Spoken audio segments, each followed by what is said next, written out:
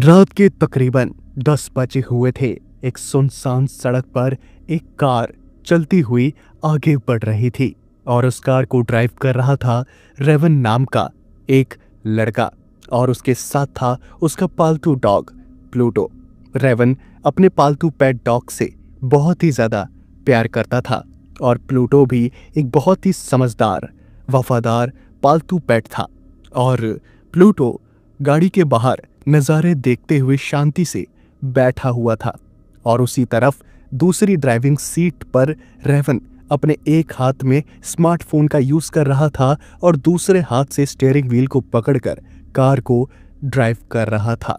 Car आगे बढ़ रही थी, लेकिन तभी अचानक से रेवन की लापरवाही की वजह से वो जो कार थी वो आउट ऑफ कंट्रोल हो गई, क्योंकि रेवन का सारा ध्यान मोबाइल की स्क्रीन पर चला गया था और इसी कारण वो जो कार थी वो सीधा पास में मौजूद एक पेड़ पर जाकर टकरा गई और वो टक्कर इतनी ज़्यादा ज़ोरदार थी कि रेवन का जो सर था वो सीधा स्टीयरिंग व्हील पर जा लगा। और जैसे ही रेवन का सर स्टीयरिंग व्हील पर लगा तो रेवन के सर पर चोट लगी और उसकी आंखों के सामने अंधेरा छाने लगा। जैसे ही उसकी आंखों के सामने अंधेरा छाया तो उसकी जो नज़र थी वो प्लूटो की तरफ गई, तो प्लूटो को भी चोट लगी थी और वो काफ़ी तेज़ी से हाँफ रहा था और उसे काफ़ी ज़्यादा नुकसान पहुंचा था। रेवन अपनी गलती पर पछताते पछताते बेहोश हो गया। रेवन को धीरे धीरे होश आने लगा। उसकी आंखें खुली तो उसने देखा कि प्लूटो उसे चाट रहा था और चाट चाट के उसे बार बार होश में लाने की कोशिश कर रहा था। रेवन को काफ़ी तेज दर्द हो रहा था, उसके सर से थोड़ा खून भी निकल गया था। गाड़ी का जो शीशा था वो बुरी तरह से चकनाचूर हो गया था। उसके बाद रेवन ने जैसे तैसे अपने आप को संभाला और प्लूटो को देखा तो प्लूटो को भी चोट लगी गई थी। उसके बाद रेवन उस कार से बाहर निकला और आसपास देखने लगा कि आखिर अब वो क्या कर सकता है। उसने तुरंत अपने फ़ोन को खोजना शुरू किया। फ़ोन उसके हाथ से छूटकर वहीं बाहर गिरा हुआ था। जब टक्कर हुई थी तो वो जो फ़ोन था वो रेवन के हाथ से छूटकर बाहर गिर गया था। उसके बाद जैसे ही रेवन को उसका स्मार्टफोन मिला तब रेवन काफ़ी ज़्यादा परेशान हो गया, क्योंकि उसका जो स्मार्टफोन था वो टूट चुका था। अब रेवन को ये समझ नहीं आ रहा था कि आखिर वो वहाँ पर किसकी मदद लेगा, क्योंकि वो पूरा इलाका सुनसान था और साथ ही साथ आसपास जंगल भी था। ये माहौल बहुत ही ज़्यादा डरावना था। रेवन को अपने लिए और प्लूटो के लिए काफ़ी ज़्यादा चिंता महसूस होने लगी। उसके बाद प्लूटो भी गाड़ी से बाहर निकला और रेवन के पास आकर खड़ा हो गया। रेवन ने प्लूटो के सर पर हाथ फेरना शुरू किया और रेवन ने कहा, आई एम सॉरी, मेरी वजह से तुम्हें भी चोट लग गई। मेरी लापरवाही की वजह से तुम्हें नुकसान पहुंचा। अगर मुझे पता होता कि ऐसे हमारा एक्सीडेंट हो जाएगा तो मैं कभी ड्राइविंग के समय फ़ोन का इस्तेमाल नहीं करता। I am really sorry Pluto, I am really sorry. उसके बाद वो जो प्लूटो था वो 2 बार भौंका और ऐसा लग रहा था जैसे वो कह रहा हो कि कोई बात नहीं, जो हुआ सो हुआ। उसके बाद रेवन के चेहरे पर मुस्कुराहट आई और उसने प्लूटो को गले लगा लिया और प्यार करना शुरू कर दिया। वो दोनों कार के पास ही बैठे रहे इस उम्मीद में कि अभी कोई ना कोई कार वहाँ से गुजरेगी और उन दोनों को मदद मिल जाएगी। लेकिन धीरे धीरे समय बीतता रहा और वहाँ से कोई भी कार नहीं गुजर रही थी। बीतते समय के साथ उन दोनों की चिंता भी बढ़ती जा रही थी। जब रेवन को महसूस हो गया कि वहां पर खड़े खड़े कुछ नहीं होने वाला तो उसने अपना दिमाग लगाना शुरू किया। सबसे पहले वो अपनी कार के पास गया जो क्रैश हो चुकी थी। उसने अपनी कार को थोड़ा बहुत फिक्स करने की कोशिश करी इस उम्मीद में कि क्या पता कार स्टार्ट हो जाए। उसके पास जितनी भी कार रिपेयरिंग की नॉलेज थी वो सारी नॉलेज उसने लगा ली और उसके बाद वो प्लूटो के साथ कार में बैठ गया। उसने कार को स्टार्ट करने की कोशिश करी। 2-3 अटेम्प्ट उसने किए, लेकिन जो कार थी वो स्टार्ट नहीं हो रही थी। आखिरकार उसने हार मान ली और वो फिर से कार से बाहर निकल गया। अब वो काफी ज्यादा परेशान होने लगा था कि आखिर अब इतनी रात को क्या होगा। पूरी रात जंगल में ठंड वैसे ही बढ़ जाती है और अगर जल्द ही कुछ नहीं हुआ तब प्लूटो और रेवन दोनों ही एक बहुत बड़ी मुसीबत में फंस जाएंगे। और तभी वो जो प्लूटो था उसके कान खड़े हो गए और वो आसपास देखने लगा। रेवन ने जब ये हरकत जो थी वो प्लूटो की देखी तब उसे लगा कि शायद प्लूटो ने कुछ महसूस किया है और रेवन ने पूछा, प्लूटो क्या हुआ, सब कुछ ठीक तो है? तुम ऐसे बर्ताव क्यों कर रहे हो? प्लूटो ने कोई जवाब नहीं दिया और वो आसपास देखने लगा। उसकी निगाहें किसी को ढूंढ रही थी, जैसे उसने किसी को महसूस तो कर लिया हो लेकिन अभी वो कहां पर है उसे ढूंढना बाकी हो। रेवन ने फिर पूछा, प्लूटो सब कुछ ठीक तो है? उसके बाद वो जो प्लूटो था उसने भौंकना स्टार्ट किया। वो एक डायरेक्शन में देखकर लगातार भौंके जा रहा था। उसके बाद रेवन ने भी उस डायरेक्शन में देखा जिस डायरेक्शन में प्लूटो भौंक रहा था। रेवन ने जब उस डायरेक्शन में देखा तो वहां उसे कोई नजर नहीं आया। उसे बस वहां पर जंगली पेड़ पौधे और साथ ही साथ अंधेरा, इसके अलावा कुछ नजर नहीं आया। रेवन को लगा कि शायद प्लूटो को कोई वहम हुआ है, इसलिए रेवन ने कहा, क्या हुआ? तुम फालतू में क्यों वहां भौंक रहे हो? वहां कुछ भी नहीं है, मैंने देख लिया। तुम फालतू में परेशान मत हो, चलो कार को वापस स्टार्ट करने की कोशिश करते हैं। उसके बाद प्लूटो और रेवन दोनों वापस कार में बैठ गए और रेवन ने फिर से 2-3 तारें जोड़ी और इस उम्मीद में कार को स्टार्ट करने लगा कि आखिर कार क्या पता स्टार्ट हो जाए। उसके बाद जैसे ही रेवन और प्लूटो कार में बैठे तो रेवन ने कार स्टार्ट करने की कोशिश करी और एकदम चमत्कार हो गया। कार जो थी वो स्टार्ट हो गई और रेवन ने जैसे ही कार को आगे बढ़ाने की कोशिश करी तो कार जो थी वो आगे नहीं बढ़ रही थी। रेवन ने महसूस किया कि कार का जो पिछला टायर है उसमें कुछ प्रॉब्लम है। अब रेवन तुरंत उठकर बाहर निकला। रेवन के साथ साथ प्लूटो भी कार से कूदकर बाहर आ गया। रेवन को लग रहा था कार तो अब स्टार्ट हो ही गई है और अगर टायर की कोई प्रॉब्लम होगी तो टायर चेंज कर देंगे। उसके बाद रेवन और प्लूटो जैसे ही गाड़ी के पिछले टायर के पास गए तो उन्होंने देखा कि जो पिछला टायर था वो बुरी तरह से फटा हुआ था और वो जो टायर था वो एक्सीडेंट की वजह से नहीं फटा था। ऐसा लग रहा था जैसे किसी ने उस टायर के अंदर काफी नुकीली चीज से वार किया हो। रेवन के मन में सवाल आया कि आखिर एक्सीडेंट की वजह से टायर नहीं फटा तो आखिर टायर फटने का कारण क्या था। उसने ये दिमाग लगाया तो उसने सोचा कि चलो जो हुआ सो हुआ, अब ये सब सोचकर टाइम वेस्ट क्यों करना, तुरंत टायर को चेंज करते हैं और यहाँ से निकलते हैं, आगे कुछ ना कुछ मदद जरूर मिल जाएगी।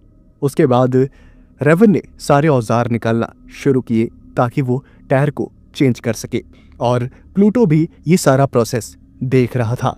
लेकिन प्लूटो का नज़र जो था वो साथ ही साथ चारों तरफ घूम रहा था। प्लूटो को ऐसा लग रहा था जैसे वहाँ पर कोई और भी है। उसके बाद रेवन जो था वो टायर चेंज करने लगा और टायर चेंज करते करते उसे एक आवाज़ सुनाई दी और वो आवाज़ थी जैसे कोई वहाँ दूर गुर्रा रहा हो। और उसके बाद रेवन को ऐसा लगा जैसे वो गुर्राहट की आवाज़ प्लूटो की थी, इसलिए रेवन ने कहा, क्या हुआ प्लूटो, तुम गुर्रा रहे हो मुझे देखकर, सब कुछ ठीक तो है? उसके बाद जब रेवन ने प्लूटो की ओर देखा तो प्लूटो एकदम शांत बैठा हुआ था और उसकी नज़र किसी और ही डायरेक्शन में थी। उसके बाद रेवन ने उस डायरेक्शन में देखा तो उसे वहाँ पर 2 लाल चमकती हुई आंखें नजर आई और उन लाल चमकती हुई आंखों को देखकर रेवन 2 मिनट के लिए डर गया और वो प्लूटो के पास भागकर आया। उसने अपने हाथ में कुछ धारदार नुकीले औजार उठा लिए ताकि अगर कोई भी खतरा हो तो वो अपनी और प्लूटो की सुरक्षा कर सके। प्लूटो ने उस लाल चमकती हुई आंखों को देखकर भौंकना शुरू कर दिया और रेवन ने भी अपने जो हथियार थे यानी कि औजार उन्हें सामने की ओर करके बोला, कौन है, कौन है? रेवन को लग रहा था कि वहां पर कोई जंगली जानवर मौजूद है और बार बार चिल्लाने से वो जो जानवर है वो डरकर वहां से भाग जाएगा, इसलिए रेवन अपने हाथ में औजार लिए बार बार अंधेरे में देखकर चिल्ला रहा था। लेकिन उसे इस बात का जरा सा भी अंदाजा नहीं था कि वो जिसे सीधा साधा नॉर्मल सा जंगली जानवर समझ रहा है, वो सिर्फ एक जंगली जानवर नहीं बल्कि एक राक्षस है। उस राक्षस को छोटा मोटा जंगली जानवर समझकर उसके ऊपर चिल्लाकर रेवन ने उस राक्षस को गुस्सा दिला दिया। और उसके बाद जो हुआ वो नज़ारा बहुत ही ज़्यादा भयानक और डरावना था। रेवन ने और प्लूटो ने देखा कि वो लाल चमकती वाला राक्षस अंधेरे से बाहर निकलकर रोड पर आकर खड़ा हो गया। और वो राक्षस पूरा आधा इंसान और आधा डॉग था, यानी कि डॉग मैन। उसकी हाइट थी 6.5 फुट और उसके पूरे शरीर पर कुत्तों जैसे बाल थे। वो इंसानों जैसे खड़ा था और बाकी उसमें सारा जो खूबियाँ थी वो कुत्तों वाली थी। उसकी ज़ुबान बाहर निकली हुई थी और वो कुत्तों की तरह सांस ले रहा था। उसकी ज़ुबान से लार नीचे बह रहा था और उसकी आंखें ऐसे चमक मार रही थीं जैसे उसकी आंखों में लाल बल्ब लगा रखे हों। उस राक्षस डॉगमैन को देखकर प्लूटो तुरंत उठकर खड़ा हो गया और रेवन के आगे आकर खड़ा होकर वो उस राक्षस की तरफ भौंकने लगा। और इतना काफ़ी था उस राक्षस को और गुस्सा दिलाने के लिए। वो राक्षस प्लूटो और रेवन के ऊपर हमला करने के लिए कूद पड़ा और रेवन भी बहुत ही ज़्यादा डर गया। वो प्लूटो को पकड़कर वहाँ से खींचता हुआ उस राक्षस से दूर लेकर भागने लगा। लेकिन प्लूटो जो था वो उस राक्षस से लड़ने के लिए पूरी तरीके से तैयार था। वो किसी भी हालत में रेवन को एक खरोच नहीं आने देना चाहता था। लेकिन रेवन समझदारी से काम ले रहा था। उसे पता था कि प्लूटो भले ही एक पावरफुल डॉग हो लेकिन वो उस राक्षस का सामना नहीं कर पाएगा। वो प्लूटो को लेकर काफ़ी आगे तक भागा और साथ ही साथ वो पीछे डॉगमैन भी उन दोनों के पीछे भागा। रेवन प्लूटो को लेकर एक घने से पेड़ के पीछे छुप गया और गहरी गहरी सांसें लेने लगा। प्लूटो ने भी आवाज़ करना बंद कर दिया। उसके बाद रेवन बस ऊपर वाले से यही प्रार्थना मना रहा था कि वो जो राक्षस डॉगमैन है वो वहाँ से चला जाए। लेकिन अभी रेवन की मुसीबतें इतनी जल्दी कहाँ ख़त्म होने वाली थी। रेवन को उस कुत्ते के हांफने की आवाज़ आने लगी। मेरे कहने का मतलब है उस डॉगमैन के हांफने की आवाज़ आने लगी। रेवन ने प्लूटो के कानों में एकदम शांति से कहा, तुम्हें शांत रहना है, तुम्हें शांत रहना है, तुम कुछ नहीं बोलोगे, कुछ नहीं बोलोगे, समझे तुम बिल्कुल शांत रहो, हम यहाँ से सही सलामत निकल जाएंगे। जैसे जैसे रेवन को उस डॉगमैन के हांफने की और उसके चलकर वहां पर आने की कदमों की आवाज़ सुनाई दे रही थी, वैसे वैसे ही रेवन की जो दिल की धड़कन थी वो तेज होती जा रही थी। रेवन बस प्लूटो को अपनी गोद में बैठाकर यही सोच रहा था कि वो उस पेड़ के पीछे सुरक्षित है और वो डॉगमैन वहां से चला जाएगा। और तभी वहाँ उस सुनसान सड़क पर एक कार चलती हुई आई और उस कार की हेडलाइट की जो रोशनी थी वो सीधा रेवन के ऊपर पड़ी। उसके बाद वो जो रोशनी थी वो रेवन की आंखों में चुभने लगी, जिसके कारण रेवन ने अपना जो हाथ था वो आंखों पर रख लिया और अपनी आंखों को बचाने की कोशिश करने लगा। वो कार जैसे ही वहाँ पर रुकी तो कार की जो हेडलाइट्स थी वो ऑफ हो गई। उसके बाद रेवन ने अपनी आंखें खोली तो सामने एक पुलिस कार थी। उसके बाद उस कार में से एक पुलिस वाला बाहर निकला। उसके हाथ में गन थी और उसने रेवन की तरफ देखकर बोला, कौन हो तुम और इस डॉगी को लेकर यहाँ इतनी रात को जंगल में क्या कर रहे हो? अगर तुम कुछ क्राइम करने की सोच रहे हो तो अपने हाथ ऊपर करो, अपने हाथ ऊपर करो, अपने हाथ ऊपर करो। उसके बाद वो जो पुलिस ऑफिसर था वो रेवन के ऊपर गन पॉइंट करने लगा। उसके बाद ये देखकर प्लूटो अचानक से ही उस पुलिस ऑफिसर के ऊपर भौंकने लगा। लेकिन रेवन ने जैसे तैसे प्लूटो को शांत किया और उस पुलिस ऑफिसर को भी शांत रहने के लिए कहा। उसके बाद उस पुलिस ऑफिसर ने कहा, क्या क्या बकवास कर रहे हो तुमने यहाँ पर एक डॉगमैन को देखा है, आधा इंसान और आधा कुत्ता। मैं समझ गया, तुम्हें मेरे साथ पुलिस स्टेशन चलना होगा। चलो चुपचाप कार में बैठो। उसके बाद क्या था, रेवन बिना कुछ बोले बिना कुछ समझे ही बस उस पुलिस की कार में जाकर बैठ गया। और वो पुलिस वाला भी हैरान हो गया कि आखिर एक क्रिमिनल होते हुए भी रेवन इतनी आसानी से कैसे कार में बैठ गया। उसके बाद रेवन ने कहा, सर जल्दी आप यहाँ से चलिए, यहाँ आपकी जान को खतरा है और हमारी जान को भी खतरा है। सर जल्दी यहाँ से चलिए, सर जल्दी। उसके बाद वो जो पुलिस ऑफिसर था उसको समझ ही नहीं आ रहा था कि आखिर ये रेवन कर क्या रहा है। उस पुलिस ऑफिसर को रेवन के ऊपर शक होने लगा। उसे लगा कि शायद रेवन को छुपा रहा है। उसके बाद उस पुलिस ऑफिसर ने कहा, तुम अपने हाथ लाओ।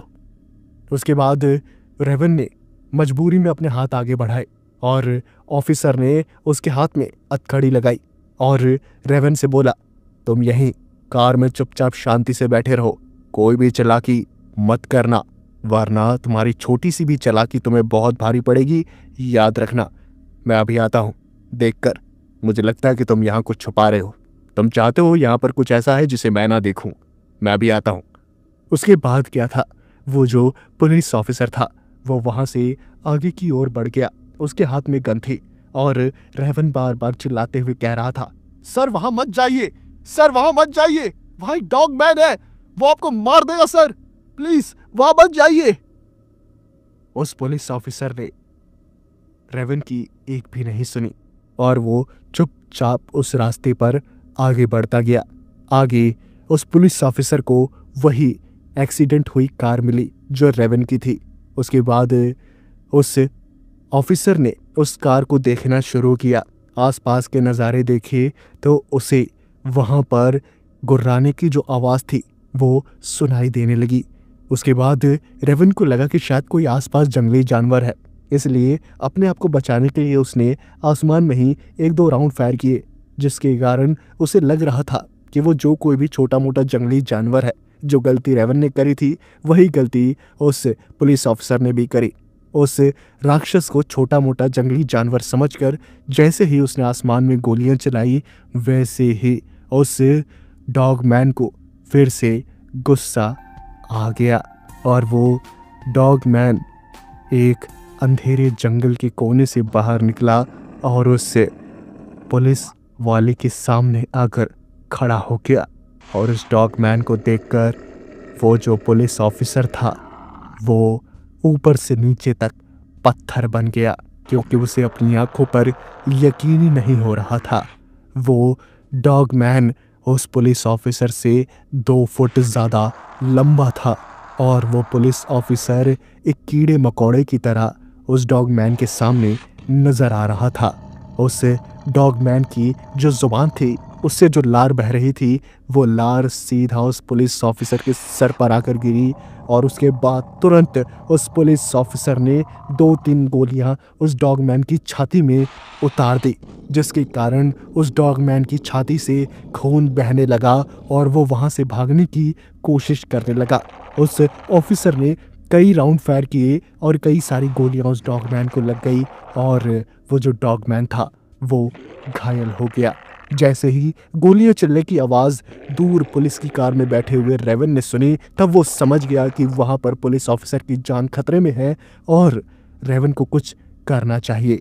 रेवन तुरंत कार से बाहर निकला और दौड़ता हुआ उस पुलिस ऑफिसर के पास गया तो उसने देखा कि वो पुलिस ऑफिसर उस डॉगमैन के आगे खड़ा है और फायरिंग पे फायरिंग किए जा रहा है। रेवन ने कहा, सर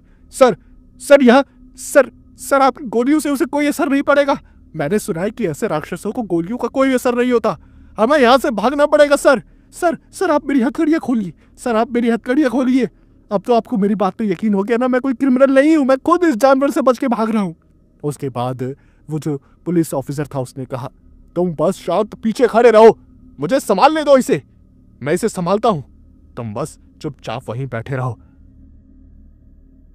रेवन समझ गया था कि उस पुलिस ऑफिसर को समझाने का कोई फायदा नहीं है इसलिए वो प्लूटो के साथ वापस भागकर उस पुलिस ऑफिसर की कार के पास पहुंचा और उस कार के पीछे छुपकर वहां हो रहे सारे भयानक नज़ारों को देखता रहा। वो पुलिस वाला एक के बाद एक गोली उस डॉगमैन के ऊपर फायर कर रहा था और उस डॉगमैन के शरीर पर जहां भी गोली लगती वहां से खून की एक पिचकारी एकदम बाहर निकल आती। कई सारी गोलियां लगने के बाद भी वो डॉगमैन जो था वो पागलों की तरह पुलिसमैन पर गुर्रा रहा था और उस पर हमला करने की कोशिश कर रहा था। लेकिन तभी एक बहुत ही डरावनी चीज हुई।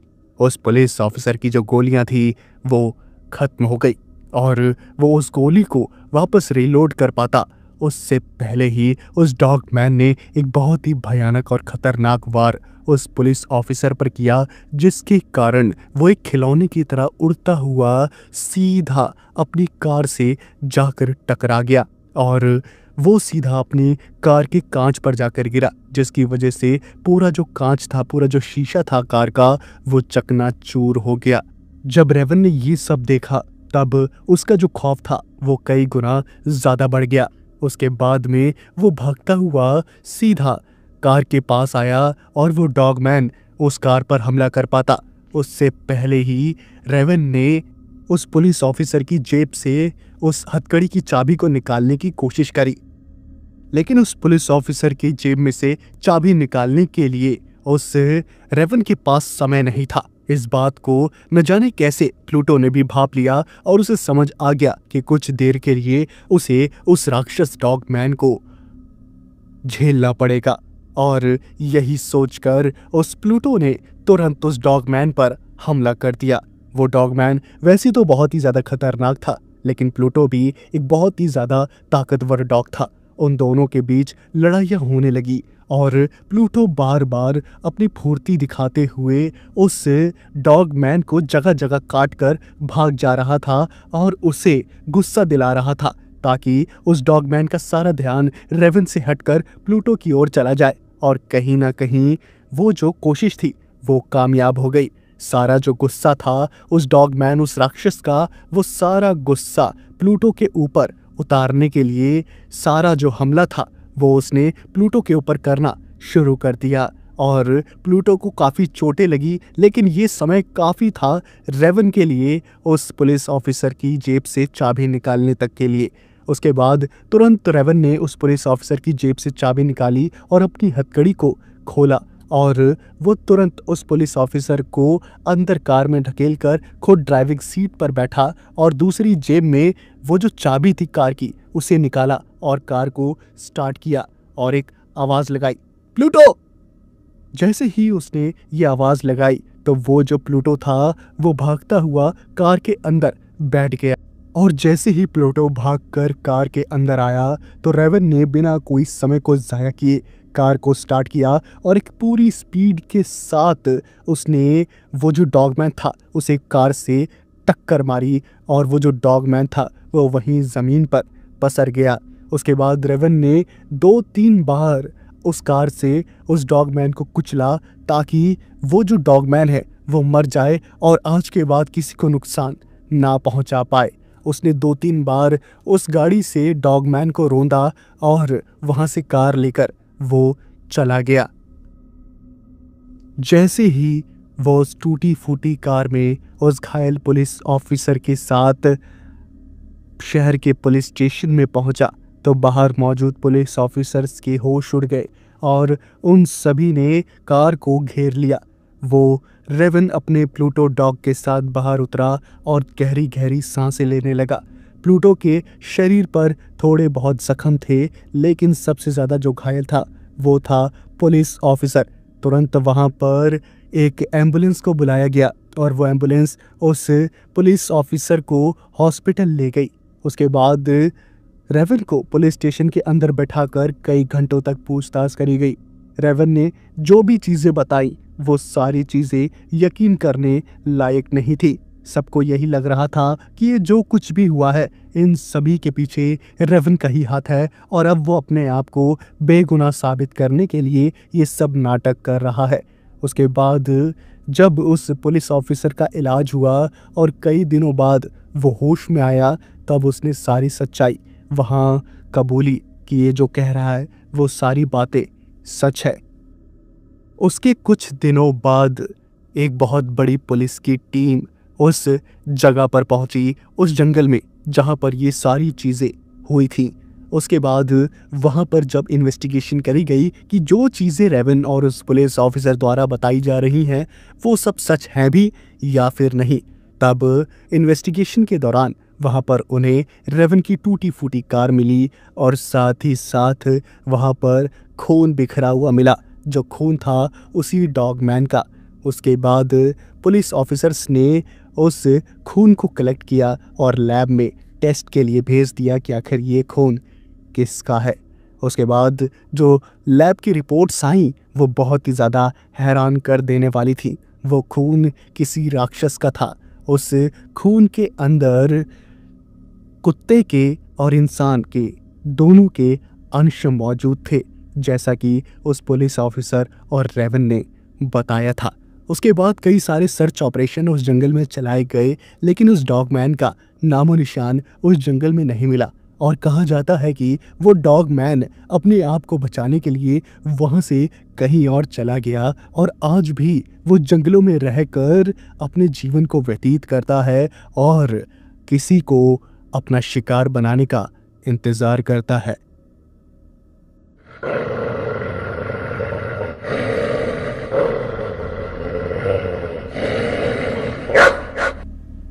रात के तकरीबन 2 बजे हुए थे। रॉबर्ट, जो कि एक पुलिस ऑफिसर था, वो अपने साथी डॉग के साथ अपनी कार में बैठकर पूरे शहर में पेट्रोलिंग कर रहा था और ये सुनिश्चित कर रहा था कि कहीं भी कोई क्राइम ना हो। पूरे शहर में पेट्रोलिंग करते करते कोई भी क्राइम उसे होता हुआ नजर नहीं आया और ये देखकर रॉबर्ट बहुत ही ज्यादा खुश था। रॉबर्ट ने कहा, लगता है मेरा सपना अब धीरे धीरे पूरा हो रहा है। शहर में क्राइम रेट कम हो रहे हैं। अभी भी कोई भी क्राइम मुझे होता हुआ नजर नहीं आ रहा। पूरा शहर मैंने पेट्रोलिंग कर ली। मैं बहुत ज्यादा खुश हूँ और मुझे लगता है कि धीरे धीरे हमारा जो ये शहर है ये पूरी तरह से क्राइम फ्री हो जाएगा और यहाँ के आम लोग एकदम चैन की जिंदगी जिएंगे, कोई भी क्राइम नहीं। और मैं भी कितना पागल हूँ, मैं ऐसे बोल रहा हूँ जैसे तुम कोई जवाब दोगे। और ऐसा सुनते ही वो जो साथी डॉग था उसने 2 बार भौंका, जैसे वो जवाब देने की कोशिश कर रहा हो और रॉबर्ट ये देखकर हंसने लगा। तभी अचानक से उस रॉबर्ट की कार के बगल से एक और कार होकर गुजरी और वो एक स्पोर्ट्स कार थी जो बहुत ही स्पीड में आगे गई थी। और तभी अचानक से उस कार के पीछे पीछे एक आदमी भागता हुआ आया और वो कार का पीछा कर ही रहा था। तभी उसकी नजर रॉबर्ट की कार पर गई और वो रॉबर्ट की कार के पास आकर दरवाजे को पीटने लगा और रॉबर्ट ने भी तुरंत कार का जो शीशा था उसे नीचे किया। वो उस आदमी ने कहा, सर प्लीज मेरी बच्ची को बचा लीजिए। सर प्लीज मेरी बच्ची को बचा लीजिए। उस कार में कुछ बदमाश बैठे थे, उन्होंने मेरे बच्चे को किडनैप कर लिया है। सर प्लीज, उसके साथ कुछ गलत नहीं होना चाहिए, मैं जी नहीं पाऊंगा उसके बगैर। Sir please please please.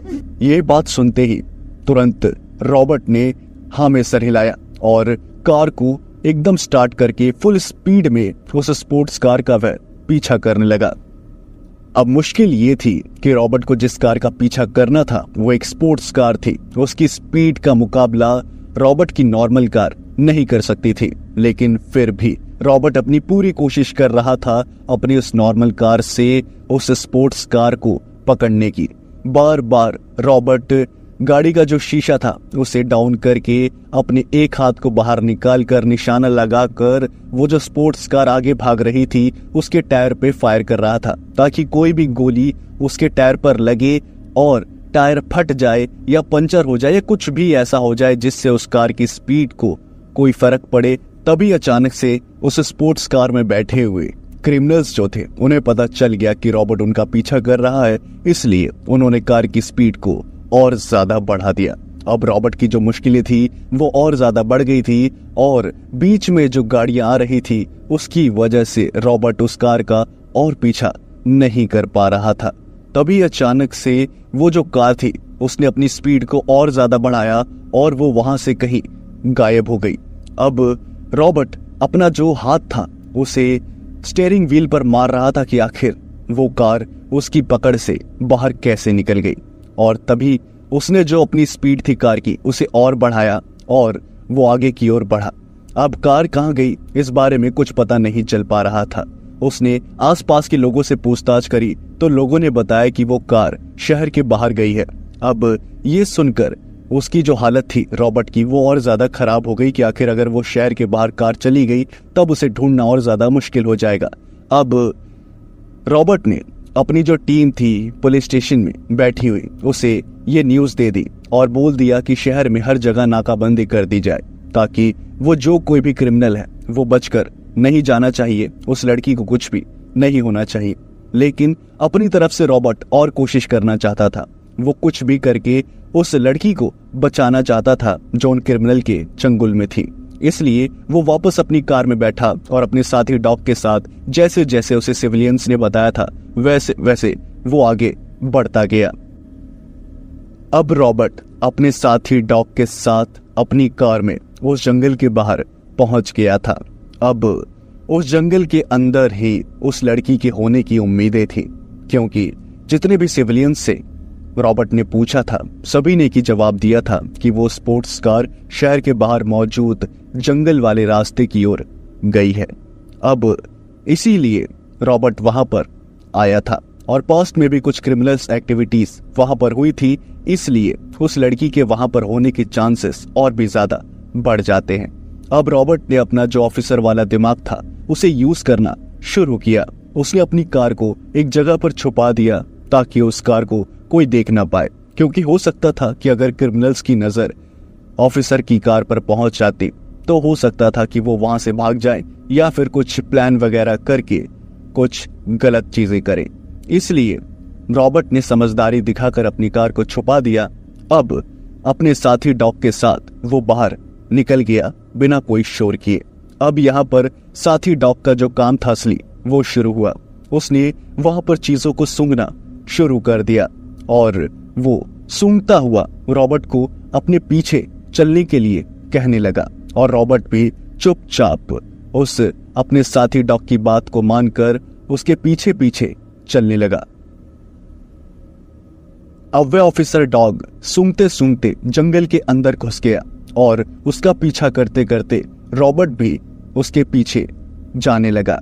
अब अचानक से वो जो ऑफिसर डॉग था वो सूंघता सूंघता भागने लगा और वो रॉबर्ट भी उस ऑफिसर डॉग के पीछे भागने लगा।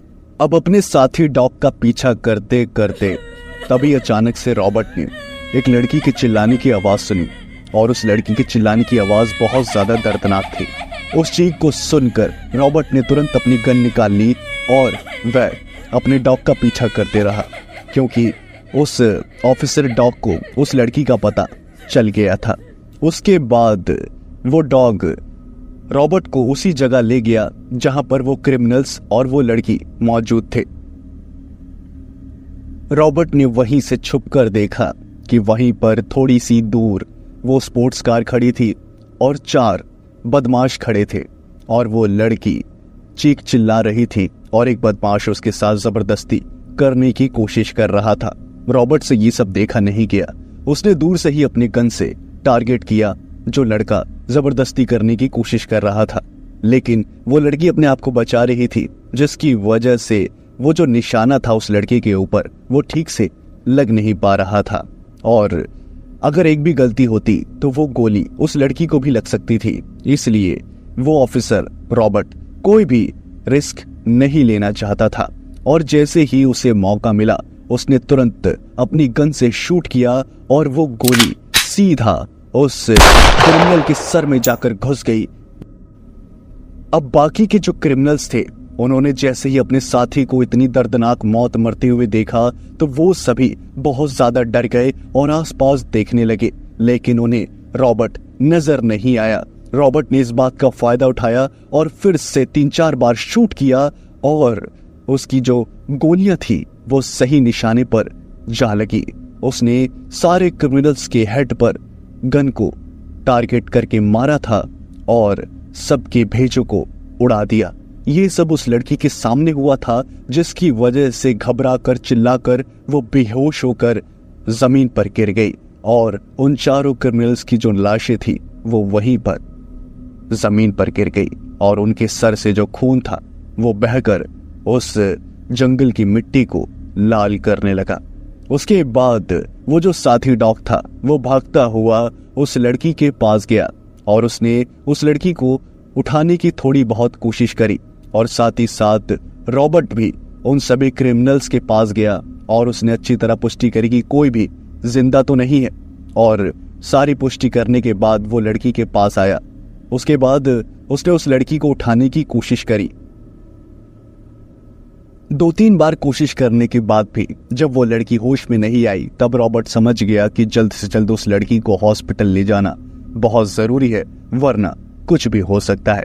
इसलिए उसने उस लड़की को अपनी गोद में उठाया और वो वहां से जाने लगा। उसने उन क्रिमिनल्स की लाश को वहीं पर छोड़ दिया ताकि बाद में आके जो भी इन्वेस्टिगेशन है वो करी जाए और केस को क्लोज किया जाए।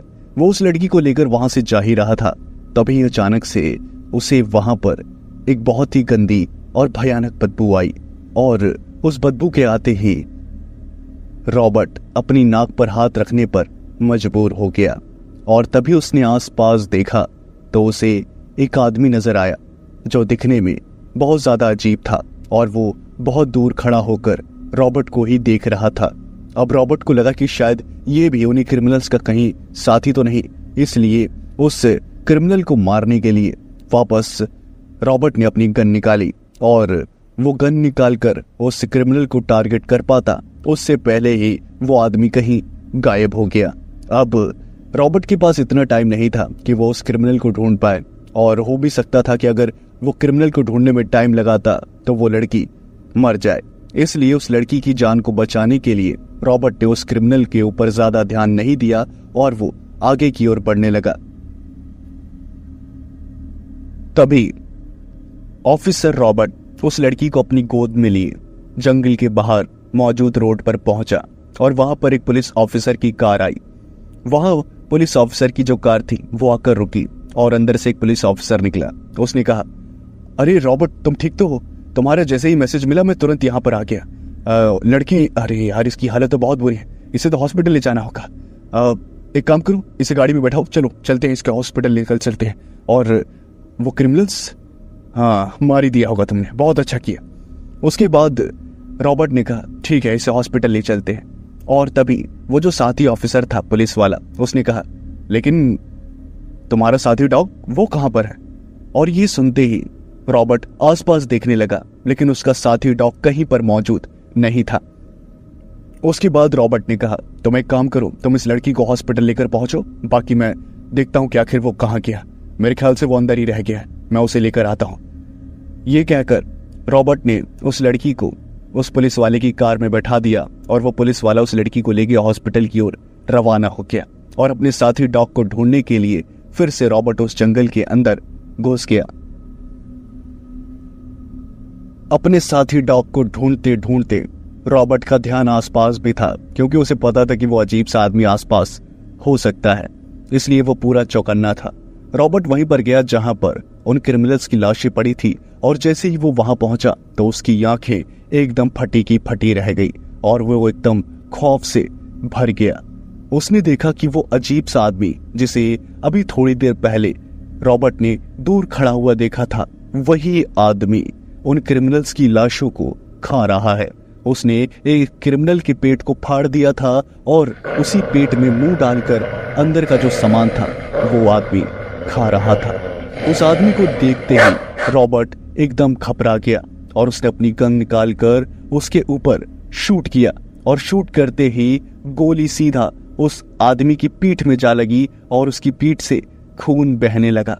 और तभी उस आदमी ने गुस्से से रॉबर्ट की ओर देखा तो रॉबर्ट ने देखा कि उस आदमी की आंखें एकदम कुत्ते की तरह चमक रही थी और दांत एकदम कुत्ते की तरह थे। और गोली लगने के बाद वो आदमी इतना ज्यादा गुस्से से लाल पीला हो गया कि उसके हाथ के जो नाखून थे वो बड़े होने लगे और धीरे धीरे उसके शरीर पर भूरे बाल आने लगे। उसका मुंह एक कुत्ते के आकार में बदलने लगा और वो देखते ही देखते आधा कुत्ता और आधा इंसान में तब्दील हो गया। ये देखकर रॉबर्ट बहुत डर गया और उसने अपनी तरफ से 3-4 बार और गोलियां चलाई, लेकिन वो जो गोलियां थी वो गोलियां हाथ कांपने की वजह से उस डॉगमैन को नहीं लग पाई और उस डॉगमैन ने रॉबर्ट का शिकार करने के लिए, रॉबर्ट का मांस खाने के लिए उसकी तरफ झटपटा। अपने आप को बचाने के लिए रॉबर्ट ने फिर से शूट करने की कोशिश करी, लेकिन इस बार उसकी किस्मत ने उसे धोखा दे दिया। उसकी जो गन थी वो खाली हो गई थी और उस डॉगमैन ने रॉबर्ट के ऊपर हमला कर दिया। उसने अपने खतरनाक नाखूनों से रॉबर्ट के जो कपड़े थे, जो यूनिफॉर्म थी, उसे फाड़ दिया और रॉबर्ट के शरीर पर काफी गहरे जख्म लग गए और रॉबर्ट को ऐसा लग रहा था कि वो अब जिंदा नहीं बचेगा। तभी अचानक से उसका जो साथी डॉग था वो भागते हुए आया और उसने उस डॉगमैन पर हमला कर दिया और वो डॉगमैन भी काफी डर गया उस साथी डॉग के हमले से। अब कोई मामूली कुत्ता होता तो वो उस डॉगमैन के आगे नहीं टिक पाता, लेकिन प्रोफेशनल ट्रेनिंग और पावरफुल ब्रीड होने की वजह से उस ऑफिसर डॉग ने उस डॉगमैन को काफी घायल कर दिया और यही समय था ऑफिसर रॉबर्ट को कुछ करने का और इसलिए वो उठकर खड़ा हुआ तो उसके शरीर से खून बह रहा था, क्योंकि उस डॉगमैन के नाखूनों ने उसके शरीर पर कई जगह खरोंचें मारी थी और वो खरोंचें बहुत ज्यादा खतरनाक थी। अब वो उस ऑफिसर डॉग यानी कि अपने साथी डॉग और साथ ही साथ उस डॉगमैन को आपस में कुत्ते बिल्ली की तरह लड़ते हुए देख रहा था। अब रॉबर्ट को ये समझ नहीं आ रहा था कि आखिर वो क्या करे। उसकी जो गन थी वो भी खाली हो गई थी और अगर वो पीछे चला जाता उस जंगल के बाहर कुछ और गन लेने के लिए गाड़ी से, तो तब तक हो सकता था कि वो डॉगमैन उस ऑफिसर डॉग को चोट पहुंचा दे, जो कि वो पहुंचा भी रहा था। इसलिए तभी अचानक से रॉबर्ट ने आसपास देखा तो उसने एक पास में ही बड़ा सा पत्थर देखा और उसने उस बड़े से पत्थर को उठाकर उस डॉगमैन की तरफ फेंका और जिसकी वजह से वो डॉगमैन जमीन पर गिर गया। इस मौके का फायदा उठाकर उस ऑफिसर डॉग ने उस डॉगमैन के ऊपर चढ़ाई कर दी और उसकी गर्दन पर अपनी नुकीले दांत जो थे वो गड़ा दिए। उसके बाद वो जो डॉगमैन था वो अपने नुकीले नाखूनों से उस ऑफिसर डॉग के शरीर पर जख्म देने लगा, खरोंचने लगा और अपने नाखूनों से उसके शरीर को फाड़ने की कोशिश करने लगा। लेकिन फिर भी उस बहादुर ऑफिसर डॉग ने अपनी जो पकड़ थी उसे ढीली नहीं किया और इसी का फायदा उठाकर वो जो रॉबर्ट था उसने एक बड़ा सा पत्थर लिया और वो बड़ा सा पत्थर लेकर आया और उसने कहा, हट जा यहाँ से। और तभी वो जो ऑफिसर डॉग था वो अपनी पकड़ को छोड़कर वहां से चला गया और रॉबर्ट ने उस डॉगमैन के सर पर वही बड़ा पत्थर मार दिया, जिसकी वजह से उस डॉगमैन का जो सर था वो बुरी तरह से कुचल गया और वो डॉगमैन बेजान हो गया। उसके बाद जब हालात कंट्रोल में आ गए तब रॉबर्ट का दिमाग शांत हुआ और उसने अपने साथी डॉग की तरफ देखा तो उसके शरीर से जगह जगह से खून बह रहा था और उसके मुंह से भी ब्लीडिंग हो रही थी। बहुत भयानक चोटें उस ऑफिसर डॉग को लगी थी और साथ ही साथ रॉबर्ट का जो शरीर था वहां से भी काफी खून बह रहा था। उसके बाद में वो जैसे तैसे अपनी कार के पास गए और वहां से रॉबर्ट कार को स्टार्ट करके हॉस्पिटल की ओर अपनी कार को ले गया। बाद में दोनों का इलाज चला, उस ऑफिसर डॉग का भी और रॉबर्ट का भी। और उसके बाद एक बड़ी टीम वहां उस जंगल में इन्वेस्टिगेशन करने के लिए गई और वहां पर पूरी तरह से छानबीन करी गई और जैसा जैसा रॉबर्ट ने बताया था सारी जो सिचुएशन थी वो मैच कर गई। लेकिन एक प्रॉब्लम हो गई। जैसा कि रॉबर्ट ने बताया था कि उसने वहां पर क्रिमिनल्स को मारा, उस लड़की को बचाया और उसके बाद में उसने एक डॉगमैन का भी सामना किया जो दिखने में बहुत ज्यादा अजीब और डरावना था और साथ ही साथ खतरनाक भी। अब क्रिमिनल्स वाली जो चीजें थी वो तो प्रूफ हो गई, लेकिन वो जो डॉगमैन था उसकी लाश बरामद नहीं हुई। अब वो डॉगमैन कहाँ गया इस बारे में कोई नहीं जानता। अब कहते ये भी है कि उस पत्थर के सर पर पड़ने के बाद वो कुछ टाइम के लिए बेहोश हो गया था लेकिन मरा नहीं था। और उसके बाद में जब रॉबर्ट और वो डॉग ऑफिसर वहां से चले गए तब वो वहां से गया। अब सच क्या है इसके बारे में तो कोई नहीं जानता, लेकिन इतना जरूर है कि अगर वो डॉगमैन जिंदा है और खुला घूम रहा है तो हो सकता है कि आप उसके अगले शिकार हो। कभी भी अकेले जंगल में जाने से पहले 2 बार सोचिएगा।